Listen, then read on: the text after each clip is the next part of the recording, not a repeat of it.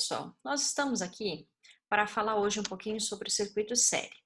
O que é um circuito série? Um circuito série, por exemplo, é muito usado, ou era muito usado, quando nós tínhamos esse tipo de dispositivo, que eram as lâmpadas para enfeitarmos as árvores de Natal. Então, quando uma delas estragava, nós tínhamos que procurar qual era esta lâmpada, substituí-la para que então elas voltassem a ligar. Então, uma estragando, as demais deixavam de ligar. Apenas uma interrompia o funcionamento do circuito. Então, essa era uma das aplicações. Nós temos outras também, como por exemplo, eu quero que num mesmo dispositivo passe a mesma corrente elétrica sobre dois elementos distintos, que têm diferenças de potenciais diferentes, mas quero a mesma corrente sobre eles. Isso é um circuito série. Nós conectamos eles desta maneira. A representação de um circuito série, por exemplo, nós temos didaticamente usado esse daqui. Isso daqui significa uma fonte de tensão, por exemplo, uma bateria, uma pilha, e esses três dispositivos aqui são os resistores, que poderiam ser, por exemplo, as lâmpadas. Essas conexões entre eles nada mais são do que os fios de cobre, são fios de ligação. E aí você fechou um circuito, você deu uma volta completa, saiu do polo positivo, do maior potencial elétrico, em direção ao menor potencial elétrico, que é o sentido convencional da corrente elétrica. Então, você tem aqui um exemplo.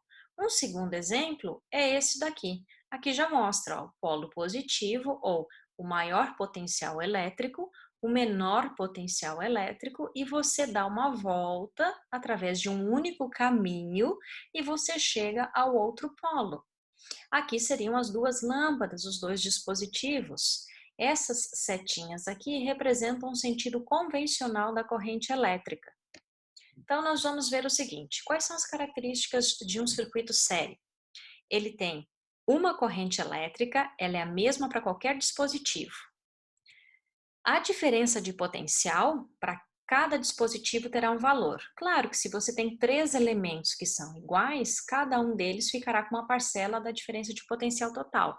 Por exemplo, eu tenho uma bateria de 9 volts e eu tenho duas lâmpadas iguais. Cada uma delas ficará com 4 volts e meio de diferença de potencial sobre elas. Se elas tiverem diferentes resistências, elas ficarão com diferentes valores de diferença de potencial. Entretanto, isso aqui é muito importante. A diferença de potencial total fornecida pela bateria, que é a nossa fonte, ela é compartilhada entre esses elementos. Cada um deles ficará com uma porção dela. Vai provocar uma queda de tensão. Quando eu somar de cada elemento, quanto de queda de tensão houve em cada elemento, esse somatório tem que dar sempre o valor total da bateria. Não pode ser nem para menos e nem para mais. Eu não posso somar a diferença de potencial em 3 elementos e deu 20 volts, sendo que a bateria tinha 9 volts. Então, cada um deles fica com uma parcela. Entretanto, o somatório tem que dar o total da fonte. A resistência equivalente, que é uma coisa agora nova para a gente, nós vamos precisar bastante, é o somatório algébrico do valor dos resistores. Ou seja, a gente escreve desta maneira, o R maiúsculo, um equivalente abreviado pequeno aqui embaixo, é o somatório do R1 mais do R2 mais do R3. Então, atenção ao seguinte: circuito série, apenas uma corrente, cada dispositivo tem uma queda de tensão. Ao remover ou se queimou uma lâmpada, os outros dispositivos deixam de funcionar porque interrompe a corrente elétrica. A potência total dissipada é a soma da potência dissipada por cada elemento contido no circuito. Quanto maior for a resistência, maior será a queda de tensão sobre ele e também maior será a potência dissipada por esse dispositivo.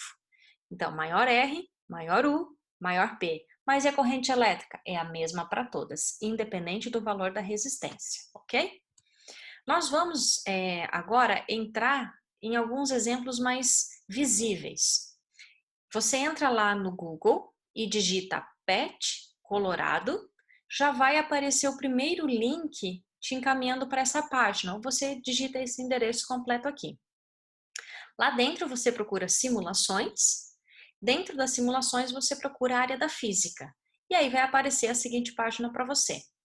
Dentro dessa página você já está em física, você tem todas essas opções para você se divertir, manusear, brincar, entender um pouquinho mais o funcionamento de muitos fenômenos. Você vai em eletricidade e ímãs, que está destacado aqui, e aí nós vamos usar este terceiro componente. Você clica nele, ele abre. Todo o programa é gratuito, então você tem um acesso muito fácil a ele.